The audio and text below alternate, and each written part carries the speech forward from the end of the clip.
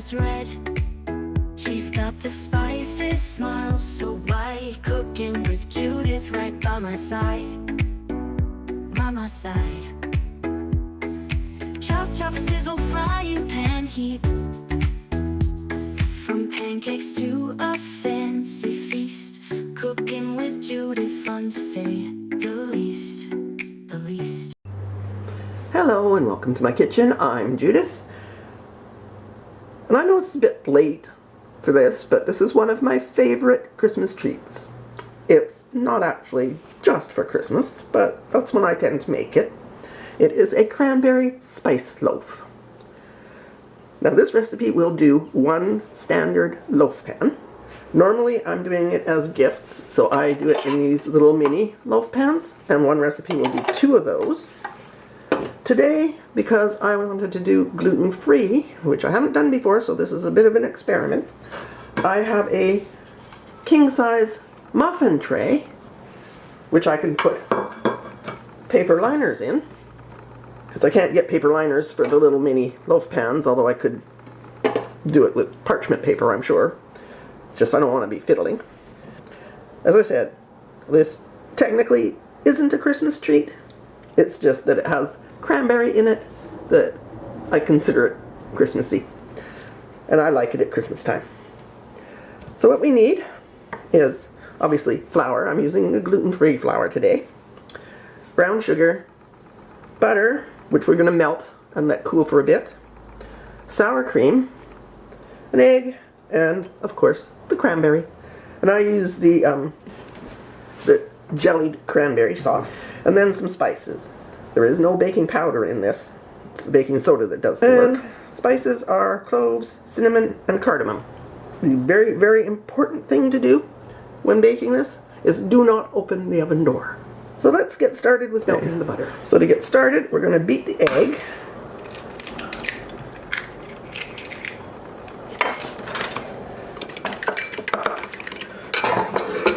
Then the baking soda we want to mix with a teaspoon of cold water. Well, not cold. We want a teaspoon of tepid water. There we go. Set those aside. Then we're going to mix our dry ingredients. Cup of flour. Teaspoon of cinnamon. Quarter teaspoon of cardamom. Half teaspoon of cloves, and 1 cup of brown sugar, and that's lightly packed. So I'm going to give this a sift, mix it all together, and we're going to sift it because you don't want lumps. So we're going to use a basically a strainer. There we go. Get that all in there. Okay, I am not going to worry about that last little bit. It's just a little bit of brown sugar.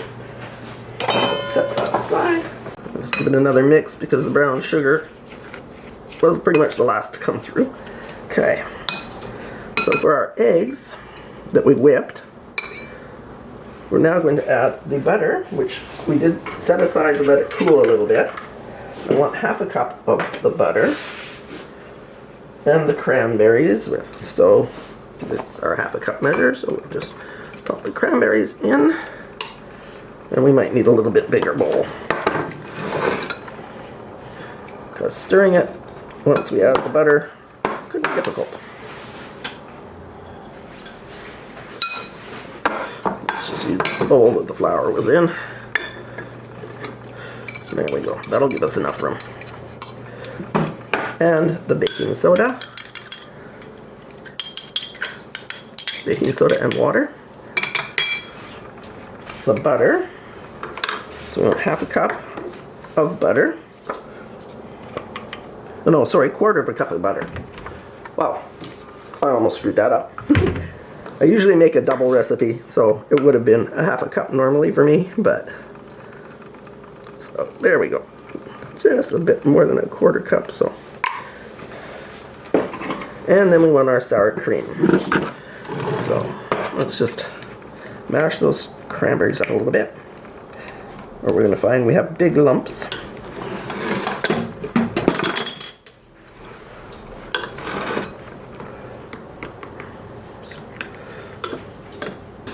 And then we want to add and this is not going to work because the bowl is still too small, half a cup of sour cream. So I'm just going to do it this way. It's not going to matter.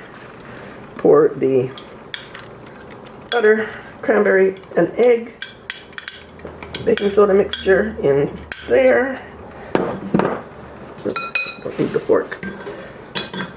And add our half cup of sour cream.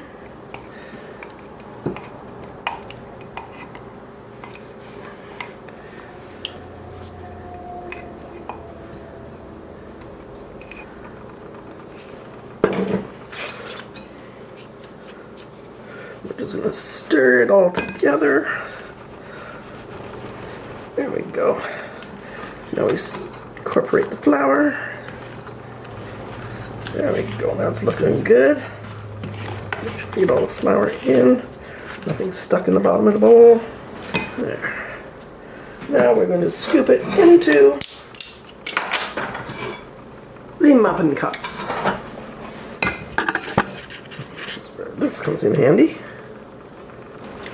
Honestly, did not think it would do all 6 muffin cups, but it did. A couple of them might be a little smaller than the others, but so far looking good. 325 degrees for a full loaf pan, 1 hour. And don't open the door. These might take a little less, so I'm going to set the timer for 45 and try to look through the window and see how they look. Otherwise, they may go the full 50, 55. So actually took them out of the oven after 38 minutes. Toothpick test says they're done. So let's get them out of here. And yes, I've let them cool. They smell absolutely wonderful. And I am dying to try one. But one caveat with these is let them rest, well wrapped of course, for 2 days to let the flavors mature. And since I made them gluten-free for a reason, in 2 days the person that they're gluten-free for will be here. And then we'll know if they actually turned out well. So I'm going to let them cool the rest of the way. I'm going to wrap them in plastic wrap, put them in a container, and hide them away for 2 days. Which actually will be Christmas Day. They'll be dessert. So we will be back in a couple of days. See you. Oh my, look at this. Did you make this? Yes. How lovely Special is that? for you. Gluten-free. Special gluten-free. Okay, we're going to go for a bite. Here we go. And get some of that.